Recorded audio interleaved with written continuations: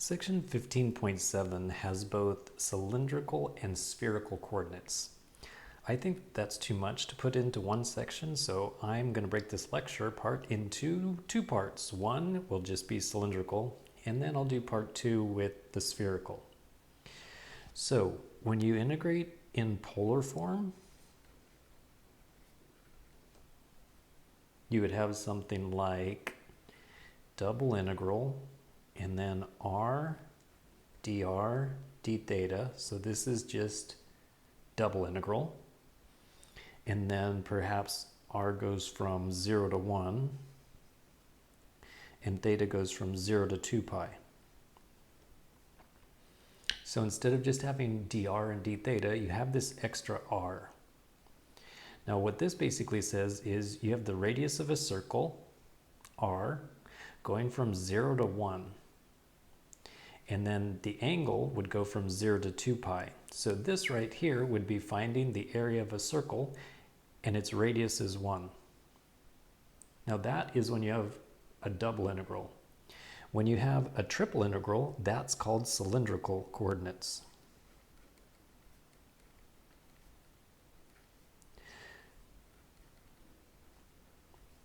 So we would still be using these little formulas right here based off of this right triangle. We would still have this extra r, but then it would be a triple integral. So then it would be triple integral, and then perhaps you do dz first, and then there's the r, dr, d theta, and then you would have limits. So basically it's just like polar form, but then you've got this extra integral with the z. And then the z just stays itself. If it says z squared, you just put z squared. So for example,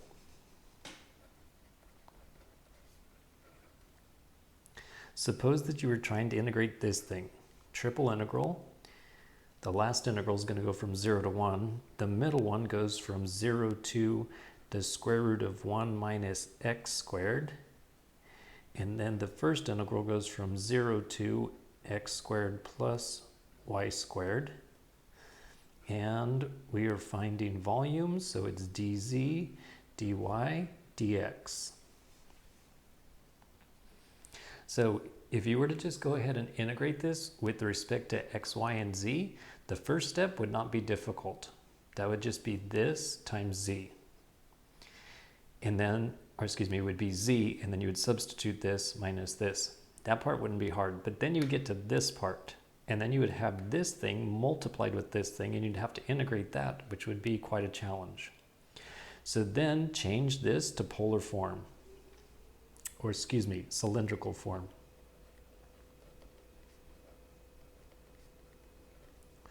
So in cylindrical form, well, the z part is not going to change. So this part is not going to change. This is going to get replaced with r times dr d theta. So we'll have triple integral. The z part can just stay there. Then replace this with r dr d theta. And now we have to figure out what the new limits are. Well, x squared plus y squared can be replaced with r squared. So this would go from 0 to r squared. And then what about this one? Well, this is saying y equals this thing.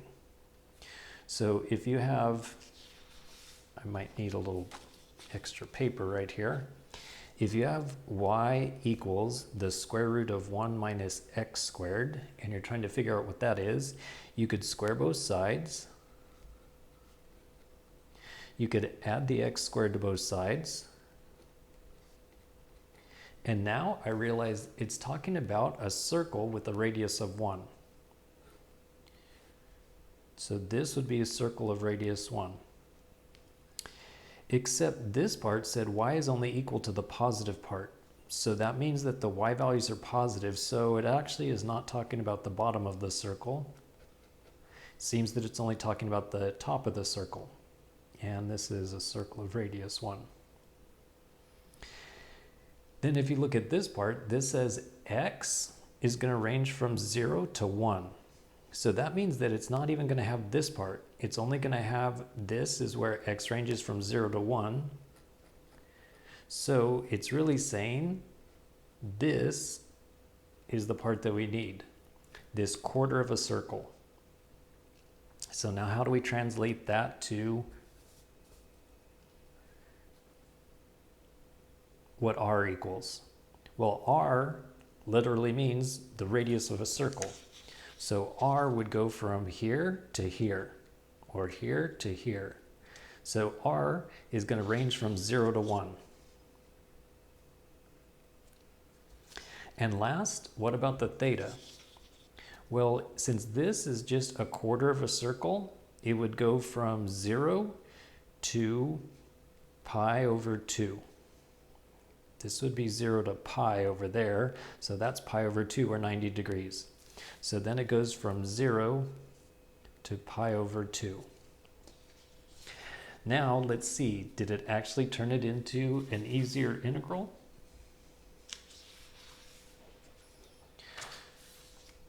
So here the antiderivative would just be z, which gets evaluated from 0 to r squared. And then there would be r dr d theta. Later we would need to do these integrals. And then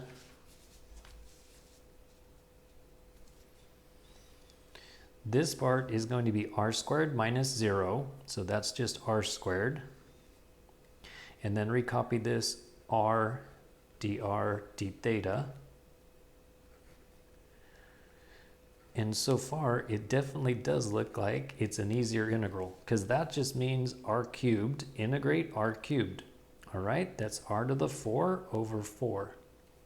Evaluate that from 0 to 1.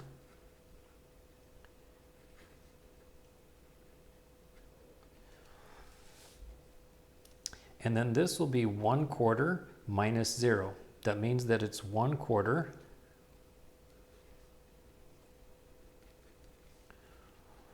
Finally, integrate with respect to theta, which means that it's just theta times the 1/4.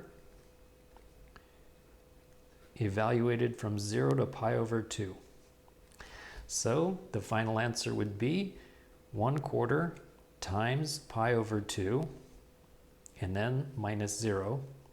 So the final answer is pi over 8.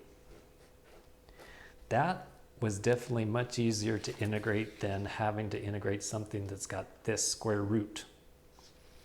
So cylindrical and or polar, they can really save you a lot of time.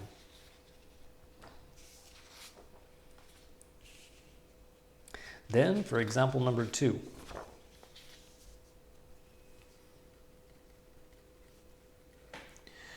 Find the volume between z equals the square root of x squared plus y squared. So that is a cone.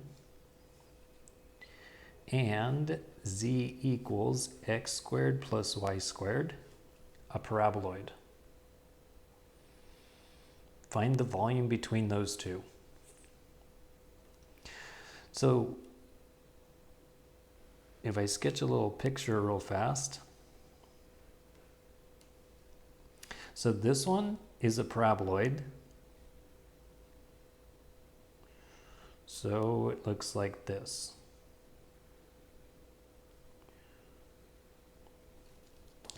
And then the one with the square root, that's a cone. So that means that it would intersect it. And yet this would be a straight line right here. And this would be a straight line. And then when they meet, this part is going to be the same. Because they both have x squared plus y squared in them, then at this point, they're going to be the same. This will be the same circle. Okay, then how do we find the volume? So that means we would have a triple integral. And for finding volume, you would just put dz and then r, dr, d theta. So the real challenging part is setting up the limits. So what about z? So if it's the volume between them, then it's going to need to go from the paraboloid up to the cone. So that's what the z value has to do. It has to go between those two. And the cone is actually the top one, and the paraboloid is the bottom one. Well, with this, x squared plus y squared equals r squared, since we're going to change it to cylindrical. And if this equals r squared, and you take the square root of it, that means that the equation for a cone is just z equals r. And since x squared plus, wrong side, since x squared plus y squared equals r squared, then the paraboloid is z equals r squared. So it's going to go from the bottom paraboloid to the top cone. So the bottom, z will equal r squared. At the top, it'll be r. Now, what about the limits for r? So up here, it's created this circle. And then I need to know what's the radius of the circle. Well, this right here, that's where the cone and the paraboloid intersect. That means that this one is equal to this one. So where does r equal r squared? Well, it could be 0, because 0 does equal 0 squared, but that's actually right here at the bottom where they intersect. Another number that you could square it and it equals itself, that would be 1.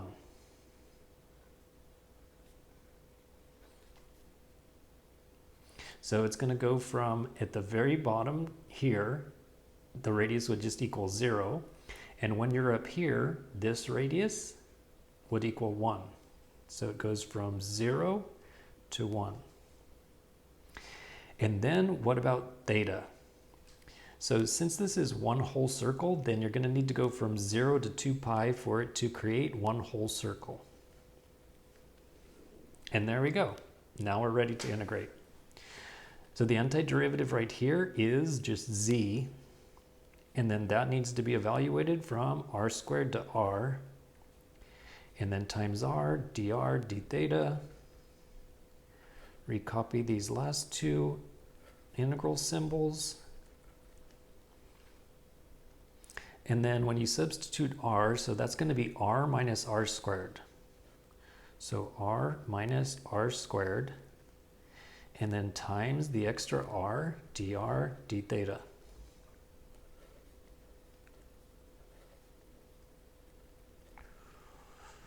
So this, I should go ahead and multiply it out. So that's going to be r squared minus r cubed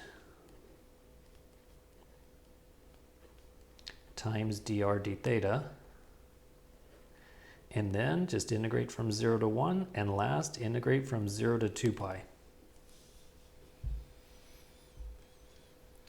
So now we integrate with respect to r, so the antiderivative here will be r cubed over 3 minus r to the 4th over 4.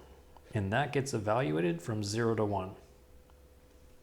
Now, one thing that I never showed you before, personally, sometimes I do this shortcut, but not often. Now, this says integrate with respect to theta. And notice that there is no information about theta in here. So that means I could go ahead and work on this separately and then multiply them. So I could integrate from 0 to 2 pi d theta, which would give me, so don't forget it's going to be multiply. So that would give me theta evaluated from 0 to 2 pi. So when you have a double or even a triple integral, and you're going to be integrating one variable, and the other variable is not involved at all, then you're allowed to split it and multiply. It saves you a step, maybe two. So anyway, back to this one. Substituting the 1. So this is going to be 1/3 minus 1/4. And then, of course, the 0 is going to contribute nothing. And then this one will be 2 pi minus 0. So finally, how much is that? That would be 4 minus 3, so that's 1/12. So it's 1/12 times 2 pi, which you reduce is pi over 6.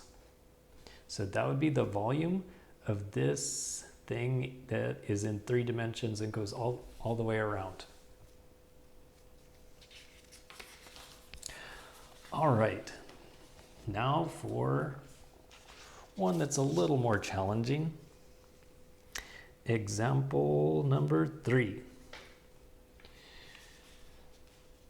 So evaluate this integral, a triple integral, and it's just going to be x times the volume, d volume.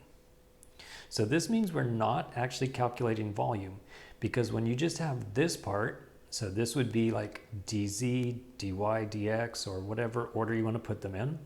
This is saying you've got an extra thing you're multiplying by. So basically what this is doing is this is going all through the volume of the object, and it's finding some measurement. So that could be like, here's my hand in 3 dimensions. And then you get a scanner that goes through the whole hand, and it adds up, I don't know, the heat at each point. And then it finds out how much heat in total there is in my hand. Okay, I should have thought of a better example. But anyway, that's the idea of this extra thing right here. So you're going through the whole volume and you're adding up all of these as you go all through 3 dimensions. And then the object is called E, where E is enclosed by z equals 0, so that's the xy plane, z equals x plus y plus 5, so that's a plane, x squared plus y squared equals 4, that's a right circular cylinder, and one more, x squared plus y squared equals 9, another right circular cylinder. So as soon as I see things like that, I think cylindrical is a good idea. Because in polar form, this is just r equals 2, and this is just r equals 3. Now let's see what's being talked about here. So basically you have one cylinder with a bigger radius and a smaller cylinder. Those are standing upright.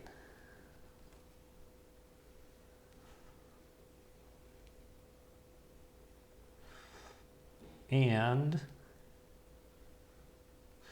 down here is the ground, or the xy plane, so that's going to be z equals 0.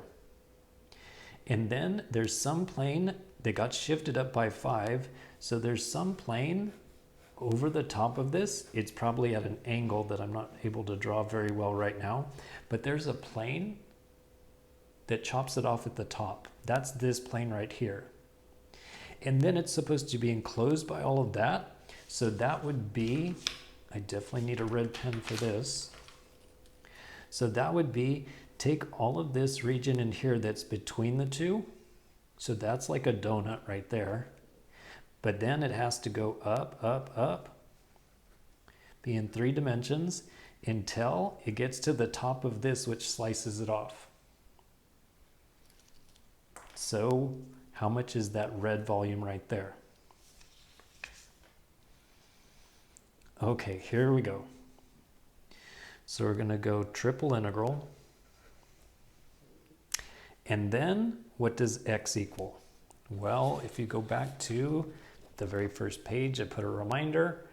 X is equal to r cosine theta, y is equal to r sine theta. So just using these little 4 formulas from the right triangle turned out to be extremely helpful. So x is going to be r cosine of theta. And then it would go, so sometimes I put the dz and then r dr d theta, but you can also put the r and then dz and then dr and then d theta. Okay, Now the z is going to go from 0 up to this. So the z at some particular point right here, it's going to go from 0 at the bottom until it hits this little grate up here, this plane.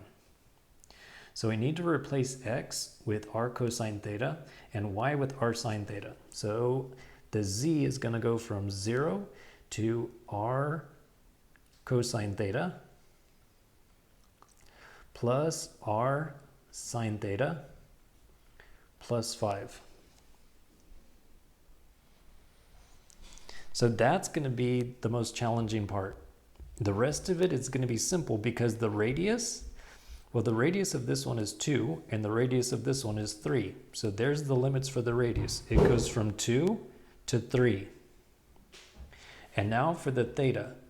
Well, this thing has to go all the way around a circle, so that means that theta has to go from 0 to 2 pi. All right, now we've set it up. Next, it's time to actually integrate. So I'll be integrating with respect to z first of all. So I can put these two r's together. That would be r squared times cosine.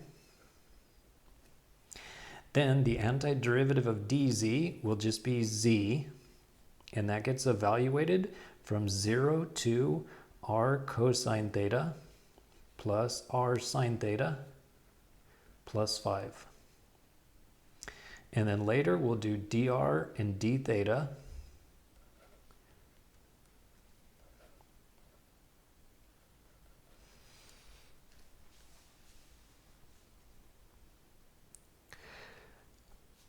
I just thought of something, and that is when you go from 0 to 2 pi, that means you're going all the way around a circle. Sometimes you might just go from 0 to pi and then double the answer. Now you can only do that if the object is symmetric. So if I could be guaranteed that this was going straight across, that means that the top would be parallel to the bottom. And if that happened, then I could be sure that this shape is symmetric. So however much is over here, the same amount is over here. Then you're allowed to integrate from 0 to just pi and then double the answer. But then that's not just horizontal, because if it said z equals 5, that would just be horizontal. But it is instead at an angle, and that means that one side actually counts for more than the other side. So it's not like it's horizontal like this, it's like it's at an angle like this. So then we definitely have to integrate from 0 to 2 pi. Can't take any shortcuts. All right, now where was I? I need to replace this with the z and then the 0. So you'd have r squared cosine of theta stays there. And then you put the top one is r cosine of theta plus r sine of theta plus 5. And then of course the 0 is going to contribute nothing. And then we'll do the dr and the d theta.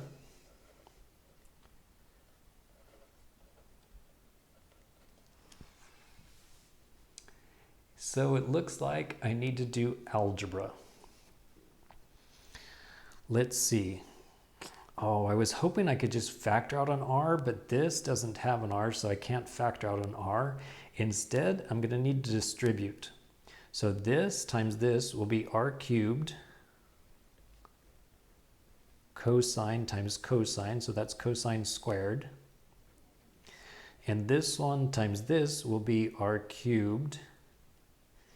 And then sine times cosine, or cosine times sine. And then 5r squared cosine of theta.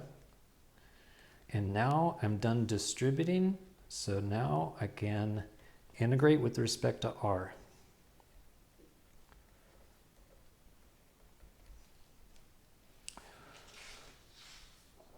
Definitely looks like a two-pager. So we're integrating with respect to r, which means this becomes r cubed, the r cubed becomes r to the 4th over 4, and the cosine will just stay there. This one will also become r to the fourth over 4. And the sine theta and cosine theta will stay there. And this one will become r cubed over 3. So there will be 5r cubed over 3 cosine theta. That gets evaluated from 2 to 3. And then last, we need to integrate from 0 to 2 pi with respect to theta. Okay, so substitute the 3, also substitute the 2.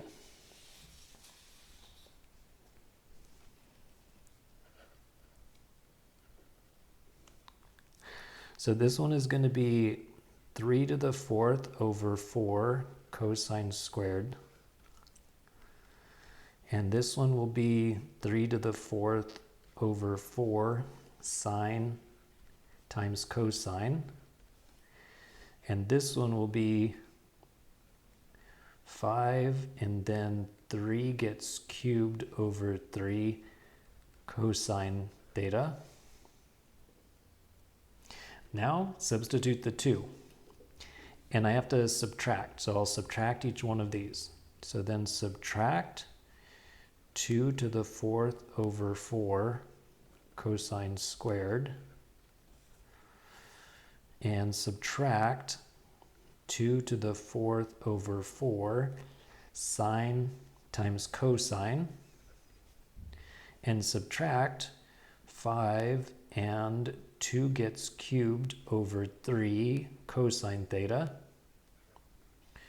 And then all of that is still times d theta. But I like how they lined up right here, because now I could just figure out what this coefficient is and then combine like terms. Here too, aquí también. So what are those coefficients?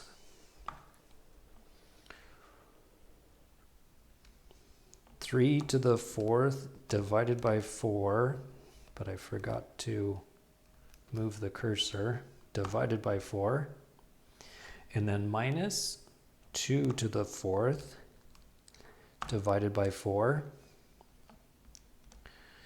That's 65 fourths.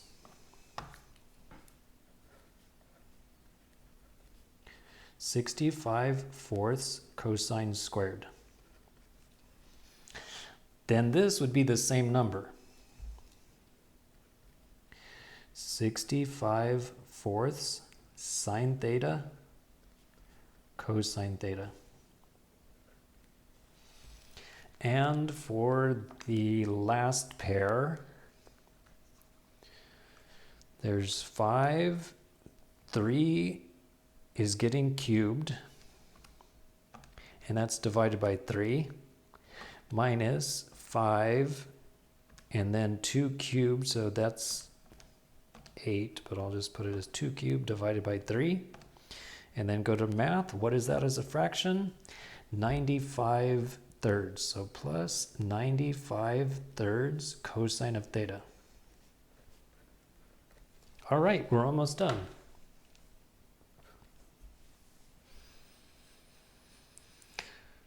So to integrate cosine squared, we need a trig identity. So for this one,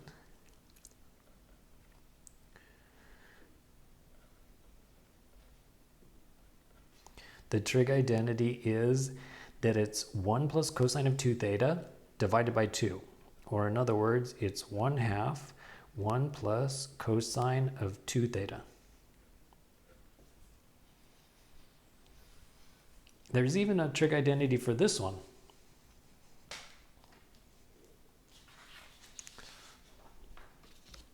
So the trig identity I'm thinking of is sine of 2 theta equals sine of theta, 2 times sine of theta cosine theta. So if only I had 2 times it.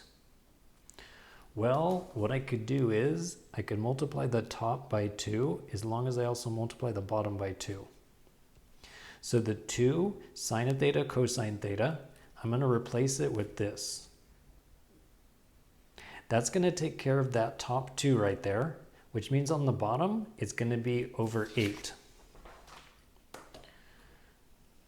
So then this one would be 65 over 8, and then the rest of it can turn into sine of 2 theta.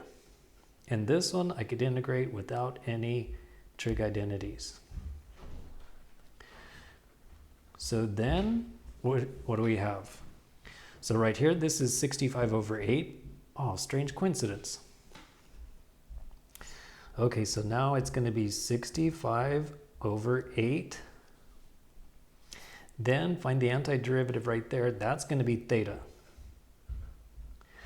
Find the antiderivative of cosine, which is sine. And then because of the chain rule, you have to divide that one by 2. And then plus 65 over 8. The antiderivative for a positive sign will actually be negative cosine of 2 theta divided by 2. And the antiderivative of cosine is sine. And then evaluate from 0 to 2 pi.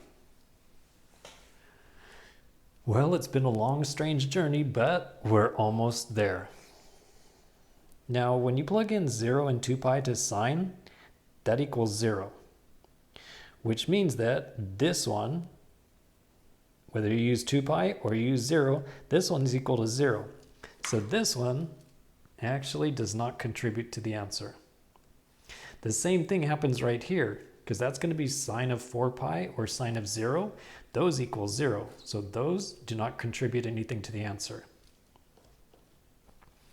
So what is the final answer? We would have the 65 over 8. When you plug in the 2 pi, that's definitely going to contribute.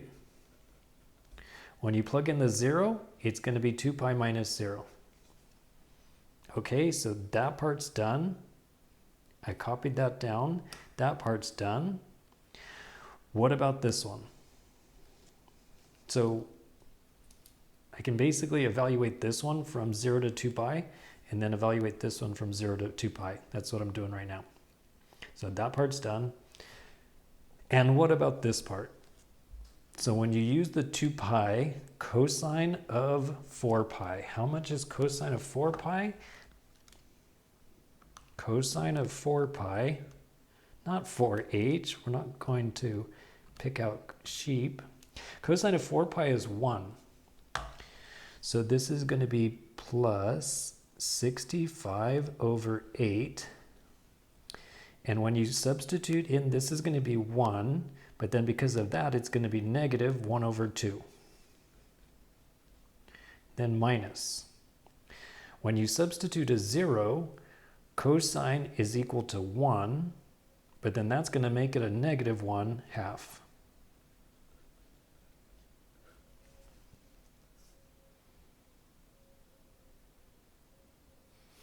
I'm just wondering, did I get all the negative signs? Because then these cancel. Let me just double check.